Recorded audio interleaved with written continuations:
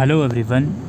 आज हम बात करेंगे बीकॉम ऑनर्स सेमेस्टर 5 के लिए आपको कौन से राइटर्स की बुक लेनी चाहिए सो दैट उस राइटर की बुक के अलावा आपको कोई भी कंटेंट ढूंढने की ज़रूरत नहीं पड़ेगी।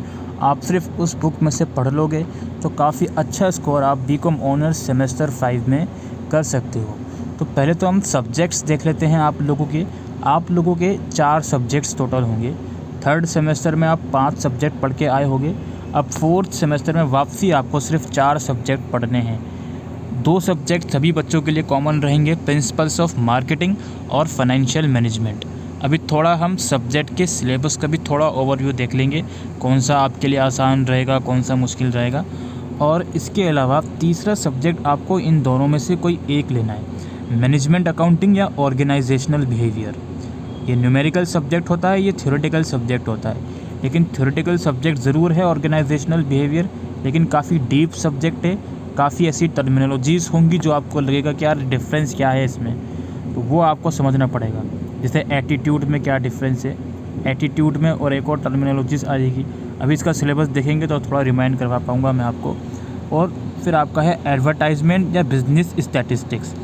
अगेन न्यूमेरिकल सब्जेक्ट रहेगा बिजनेस स्टैटिस्टिक्स, और advertising as you can see आपका थ्योरेटिकल पेपर रहेगा। अब यहाँ पे हम इसका थोड़ा सिलेबस देख लेते हैं और कौन सी बुक्स आपको परचेज़ करनी चाहिए। देखो यार, बीकॉम ऑनर्स में या बीकॉम प्रोग्राम में सबसे आसान रहता है ये पता लगाना कि यार कौन सी बुक बेस्ट है, क्योंकि ये जो सिलेबस आप देख रहे हो, जैसे प्रिंसिपल्स ऑफ मार्केटिंग है। अब प्रिंसिपल्स ऑफ मार्केटिंग में आपको मार्केटिंग से रिलेटेड जितने भी टर्म्स होते हैं, मार्केटिंग की स्ट्रेटजीज़ क्या क्या होती हैं, प्रोडक्ट बनाने के लिए क्या क्या स्ट्रेटजीज़ होती हैं, कंज्यूमर्स जो होते हैं उनका बिहेवियर किस तरह से स्टडी करा जाता है, कौन कौन सी स्टेजेस होती हैं उनका बिहेवियर स्टडी करने में, किस मार्केट में अपना प्रोडक्ट सेल करना है आपको, उसका सिलेक्शन कैसे होता है, मार्केट का सेगमेंटेशन कैसे होता है, प्रोडक्ट की प्राइस को ध्यान में रखने, प्राइस बनाने के लिए क्या क्या चीज़ें, कौन कौन से फैक्टर्स कंसिडर होते हैं, प्रोडक्ट की पैकिंग, ये सब चीज़ें, लेबलिंग वगैरह, ठीक है, कौन सा प्रोडक्ट कहाँ भेजना है। तो ये सब चीज़ें आप इस पर्टिकुलर सब्जेक्ट में पढ़ोगे। प्रोडक्ट के लिए जो प्रमोशन आप करते हो उसके लिए क्या क्या चीज़ें इंपॉर्टेंट होती हैं, क्या क्या फैक्टर्स कंसिडर करे जाते हैं, तो ये सब चीज़ें आप प्रिंसिपल्स ऑफ मार्केटिंग में पढ़ोगे। अब इसके लिए यार कौन सी बुक आपको परचेज़ करनी चाहिए, कुछ नहीं करना आपको, जो आपको राइटर समझ में आते हैं वो बुक लीजिए। ये सारे ही राइटर बहुत अच्छे होते हैं, ऐसा नहीं है कि कोई स्पेसिफिक राइटर बहुत अच्छा है। नीतू कपूर की बुक आप ले सकते हो, कोई दिक्कत नहीं है। इसके अलावा जेपी महाजन है, कविता शर्मा और स्वाति अग्रवाल, इनकी बुक आप ले सकते हो। अच्छी बुक है। टैक्समैन की बुक भी काफ़ी अच्छी होती है, टैक्समैन की बुक लीजिए आप, कोई दिक्कत नहीं है। आप नीतू कपूर की बुक ले सकते हो, आप जेपी महाजन की बुक ले सकते हो, और यहाँ पे आप ओल्ड बुक भी ले सकते हो। ज़रूरी नहीं है कि आपको लेटेस्ट 2021 या 2022 का ही एडिशन लेना है, बस कोशिश ये करना कि यार 2019 के बाद का एडिशन लेना, बिकॉज 19 के अंदर थोड़ा बहुत सिलेबस रिवाइज हुआ था। अब 2019 में भी यार बीकॉम ऐसा कोर्स है जिसका सिलेबस रिवाइज ज़रूर हुआ था, लेकिन इतना डीपली सिलेबस रिवाइज नहीं हुआ था उसका भी। तो यार 2018 का भी आप अगर एडिशन ले रहे हो तो वो भी चल जाएगा, लेकिन थोड़ा मन को तसल्ली रहे तो 2019 का लोगे तो ज़्यादा बेटर रहेगा, ठीक है। तो प्रिंसिपल्स ऑफ मार्केटिंग में आप नीतू कपूर, जेपी महाजन या फिर कविता शर्मा एंड स्वाति अग्रवाल की बुक ले सकते हो। देखिए 2018 यहाँ पे इन्होंने इवन खुद लिखा हुआ है, 2018 में इनका एडिशन आया था, वही चलेगा। उसके बाद से कोई सिलेबस रिवाइज नहीं हुआ है, 4 साल हो गए, कोई दिक्कत नहीं है, आप ले सकते हो उसको, ठीक है। नई बुक अगर ये 400 रुपये की मिल रही है तो पुरानी बुक 200 रुपये से कम की आपको मिल जाएगी। आप जाइए मार्केट विज़िट करिए, थोड़ा घर से निकलिए। ये जो सब्जेक्ट हमारा हो गया, ठीक है। इसके बाद दोस्तों है फाइनेंशियल मैनेजमेंट। ये सब्जेक्ट आपका न्यूमेरिकल सब्जेक्ट है, थ्योरी ज़रूर है इसमें, लेकिन न्यूमेरिकल सब्जेक्ट इसको माना जाता है। इसमें आपका क्या है कि फाइनेंस किस तरह से रेस करा जाता है उसके बारे में आप चीज़ें पढ़ोगे। पहली unit of course introduction part है, दूसरी यूनिट है आपका कैपिटल बजटिंग डिसीजन किस तरह से लिए जाते हैं, कैश फ्लो एस्टिमेशन किस तरह से किया जाता है अलग अलग मेथड के थ्रू। इसके बाद है cost of capital and financing decision किस तरह से आप लेते हो, डिविडेंड बांटते हो अपने एम्प्लॉयज़ में, तो उसकी क्या क्या पॉलिसी होती है, कौन कौन से मॉडल आप यूज़ करते हो उसको कैलकुलेट करने में। वर्किंग कैपिटल डिसीजन, बिजनेस में जो डे टू डे एक्सपेंसेस रहते हैं उसके लिए क्या क्या स्ट्रेटजी होनी चाहिए, कौन कौन से फार्मूलाज के थ्रू आप देखते हो कि जो भी हम current cash to cash on delivery मतलब कैश ऑन डिसीजन लेते हैं, तो उसके लिए क्या क्या चीज़ें फैक्टर्स मैटर करती हैं। तो ये आप प्रिंसिपल्स ऑफ मैनेजमेंट में पढ़ोगे, 5 यूनिट हैं इसमें भी। और इसकी यार आँख बंद करके आरपी रुस्तगी की बुक ले सकते हो, कोई दिक्कत वाली बात नहीं है। आरपी रुस्तगी की बुक लीजिए इसकी, या फिर ये देखिए आरपी रुस्तगी यहाँ पर आ गया, मैंने देखने से पहले ये बता दिया आपको, बिकॉज मैंने खुद इसी बुक में से पढ़ा था अपनी ग्रेजुएशन में। अच्छी बुक है काफ़ी, कोई दिक्कत वाली बात नहीं है। आरपी रुस्तगी लीजिए। इसके अलावा यार बहुत सारे नाम है, वनीता त्रिपाठी लीजिए आप। ये नाम जो होते हैं ना अलग तरीके से लिखे होते हैं, जैसे त्रिपाठी वनीता लिखा हुआ है लेकिन नाम इनका वनीता त्रिपाठी आएगा। जैसे यहाँ पे रुस्तगी आरपी लिखा हुआ है तो नाम इनका आरपी रुस्तगी है। प्रोफेसर होते हैं ये दिल्ली यूनिवर्सिटी के ही प्रोफेसर हैं, ये कोई अलग से कोई बाहर के यूनिवर्सिटी के प्रोफेसर नहीं है ये। बाकी इसके अलावा प्रीति सिंह है, यहाँ पे जैकी सिंह, कोई सा भी आप ले सकते हो, कोई दिक्कत नहीं है। आरपी रुस्तगी की बुक बहुत ही पॉपुलर बुक है, ईजिली आपको मार्केट में मिल जाएगी।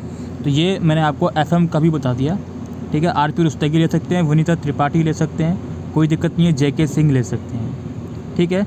अच्छा, अब तीसरा सब्जेक्ट आता है, अगर आप चूज़ करोगे मैनेजमेंट अकाउंटिंग। देखो अगर आपने कॉस्ट अकाउंटिंग पढ़ी है तो मैनेजमेंट अकाउंटिंग आप पढ़ सकते हो, कोई दिक्कत वाली बात नहीं है। थोड़ा कॉस्ट अकाउंटिंग से थोड़ा बहुत लिंक है, सब्जेक्ट बिल्कुल अलग है, लेकिन कॉस्ट अकाउंटिंग का ये अपग्रेड वाला पार्ट है। Cost accounting is just a part of management accounting, ठीक है। तो यहाँ पे आप लोग देख सकते हो ये न्यूमेरिकल सब्जेक्ट है, कुछ कुछ यहाँ पे इसके यूनिट्स भी हैं कि पहले तो मैनेजमेंट अकाउंटिंग का सारा आपको कच्चा चिट्ठा पढ़ाया जाएगा कि क्या होता है ये फाइनेंशियल और मैनेजमेंट अकाउंटिंग में क्या फ़र्क है, क्या इसका स्कोप है, क्या एडवांटेजेस हैं। मार्जिनल कॉस्टिंग के बारे में आप पढ़ोगे, डिसीजन मेकिंग के बारे में आप पढ़ोगे, budgetary control and standard costing system के बारे में आप पढ़ोगे। देखो यार अगर आपको न्यूमेरिकल सब्जेक्ट में इंटरेस्ट आता है तो ही इस सब्जेक्ट को चूज़ करना, सिंपल सी बात मैं आपको कह रहा हूँ। अगर आपको इंटरेस्ट आता है तो, अगर आपका इंटरेस्ट बिल्कुल नहीं है न्यूमेरिकल सब्जेक्ट में तो इस सब्जेक्ट को आप चूज़ करोगे तो आपके लिए बर्डन बन सकता है ये सब्जेक्ट। बाकी ये टोटली इस चीज़ के ऊपर भी डिपेंड करता है कि आप ग्रेजुएशन के बाद क्या परस्यू करना चाहते हो, इस चीज़ के ऊपर भी डिपेंड करता है। अगर आप अकाउंटिंग की लाइन में आपको इंटरेस्ट है, ज़रूर इस सब्जेक्ट को चूज़ करिए, ये आपको हेल्प करेगा अगर आप अकाउंटिंग की लाइन में करियर बनाना चाहते हो तो, ठीक है।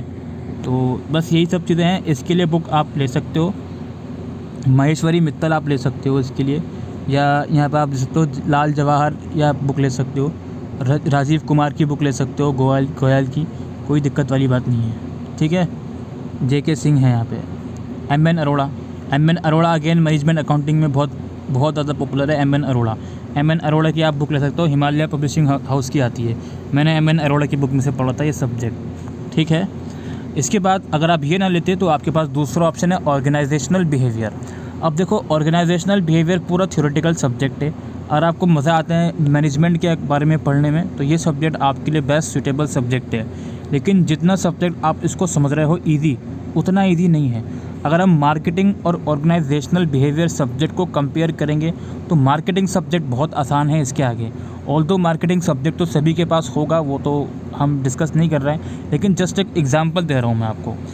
सिर्फ थ्योरेटिकल पर्पस से इस सब्जेक्ट को ना पढ़ें, इस सब्जेक्ट में आपको बहुत सी ऐसी चीज़ें पढ़ाई जाएंगी जिसको आप पढ़ के कंफ्यूज हो सकते हो कि यार इसमें क्या डिफरेंस है।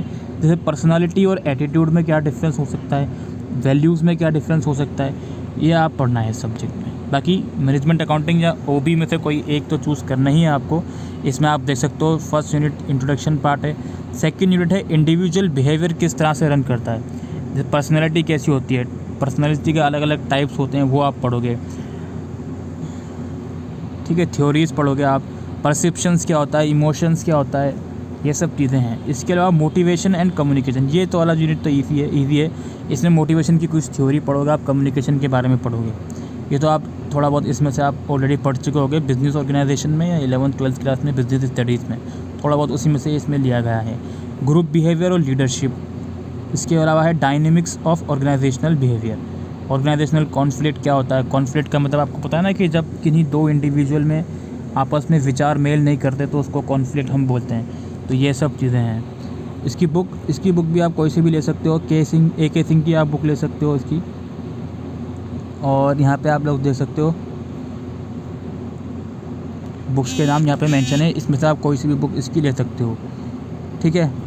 और इसमें यह है कि ऑर्गेनाइजेशनल बिहेवियर में TN छाबड़ा की भी बुक आती होगी, CB गुप्ता की भी बुक आती होगी, वो भी आप ले सकते हो, ठीक है।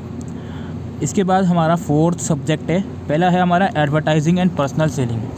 अब यार एडवर्टाइजिंग एंड पर्सनल सेलिंग बहुत इंटरेस्टिंग सब्जेक्ट है, अगर आप चाहो तो उसको ज़रूर पढ़ना आपको, ठीक है।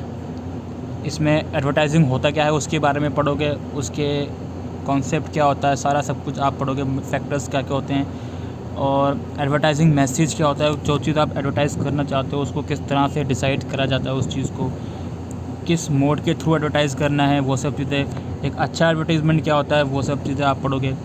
फिर पर्सनल सेलिंग क्या होता है, पर्सनल सेलिंग मतलब डोर टू डोर सेलिंग, वो सब चीज़ें। पर्सनल सेलिंग में क्या क्या एडवांटेजेस होते हैं, क्या क्या उसका प्रोसीजर क्या क्या होता है, वो सब चीज़ें आप पढ़ोगे। इसमें भी आप देख सकते हो रुचि गुप्ता की बुक है, नीतू कपूर इसमें अगेन आ गई, कविता शर्मा की बुक आप इसकी ले सकते हो, ठीक है। इसके बाद हमारा लास्ट है बिजनेस स्टैटिस्टिक्स, जो नाम से ही पता चल रहा है ये सब्जेक्ट स्टैटिस्टिक्स से रिलेटेड है आपका, ठीक है। बिजनेस मैथमेटिक्स आई थिंक आपने फर्स्ट ईयर में शायद पढ़ा होगा, अब ये आपका बिजनेस स्टैटिस्टिक्स है। अगर आप अगेन न्यूमेरिकल में आपको इंटरेस्ट है तो ये सब्जेक्ट आप ले सकते हो, कोई दिक्कत वाली बात नहीं है। इसमें स्टैटिस्टिक्स को आप डीप में पढ़ोगे, जैसे डिस्पर्जन क्या होता है, इसका मीनिंग, कोरिलेशन क्या होता है, इसका मीनिंग, ये सब चीज़ें आप पढ़ोगे। सेंट्रल टेंडेंसी क्या होती है, मीन मीडियन मोड, प्रोबेबिलिटी पढ़ोगे, प्रोबेबिलिटी डिस्ट्रीब्यूशन पढ़ोगे। अब ये प्रोबेबिलिटी वो नहीं है कि यार जीतने और हारने की कितनी प्रोबेबिलिटी है, प्रोबेबिलिटी थोड़ा डिटेल में आप पढ़ोगे, इसमें इसकी थ्योरीज हैं अलग अलग, वो पढ़ोगे आप। सिंपल कोरिलेशन और रिग्रेशन एनालिसिस पढ़ोगे। तो ये बिजनेस स्टैटिस्टिक्स आप ले सकते हो, ये न्यूमेरिकल सब्जेक्ट है, टाइम सीरीज़ एनालिसिस वगैरह। और इसकी बुक्स भी आप देख सकते हो, SP गुप्ता लिखा हुआ, JK ठुकराल और ND Vora, JK Thukral, ND Vora और SP गुप्ता, इनमें से कोई भी बुक आप ले सकते हो, कोई दिक्कत वाली बात नहीं है बिजनेस स्टैटिस्टिक्स में। तो यही कुछ सब्जेक्ट्स थे, उनके राइटर्स थे, BCom ऑनर्स सेमेस्टर 5 के। आई होप ये वीडियो आपको यूज़फुल लगी हो, तो वीडियो को शेयर करिएगा। थैंक